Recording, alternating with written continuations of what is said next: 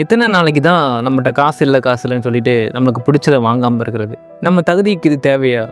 நம்ம ஃபேமிலி சுச்சுவேஷனுக்கு இவ்வளோ கஷ்டத்தில் இது தேவையா அப்படின்னு நம்ம எத்தனை நாள் நினச்சிட்டே இருக்க போகிறோம்? கண்டிப்பாக இதுக்கு ஒரு ஸ்டாப் வேணும்ல, ஒரு முற்றுப்புள்ளி வேணும்ல. நம்மளுக்கு பிடிச்சதை இன்றைக்கி நம்ம கையில் விலை பார்க்காம நம்ம இன்றைக்கி வாங்குகிறோம். அதை பிடிச்சதை வாங்கணும் அப்படின்னு நினைக்கிறோம். பார்த்தோன்னே ரொம்ப பிடிச்சி போச்சு, அதை பில் போடுங்க அப்படின்னு சொல்லிட்டு என்றைக்கு சொல்கிறோமோ, அதை விலையெல்லாம் பார்க்காம அப்படி டேரக்டர்கிட்ட வந்து பில் போட்டுங்க அப்படின்னு என்றைக்கு சொல்கிறோமோ அன்றைக்கி தான் நம்ம வந்து ஃபினான்ஷியலாக ஸ்டேபிளாக இருக்கிறோம் அப்படிங்கிறது அர்த்தம். எப்போவுமே நிறைய கஷ்டங்கள் இருக்கும், ஆனால் ஃபினான்ஷியலாக ஸ்டேபிள் ஆகிறதுக்கு ஒரே வழி வந்து வேலை அப்படிங்கிற ஒரு விஷயம்.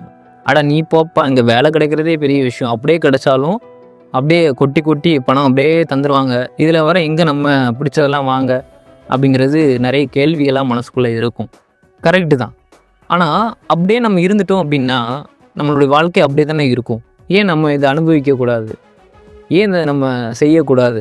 ஏன் இதை நம்ம வாங்கக்கூடாது அப்படின்னு நிறைய கேள்விகளை மனசில் கொஸ்டினாக வைங்க. அது கண்டிப்பாக நம்மளை ஒரு டெவலப்மெண்ட்டுக்கு கொண்டு போய் சேரும்.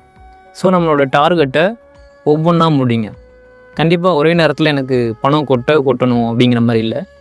ஒவ்வொன்றா நம்மளுடைய டார்கெட்டை முடிக்க நம்ம இந்த உலகத்தில் இருக்கிற எல்லா விஷயங்களையும் அனுபவிச்சிடலாம்.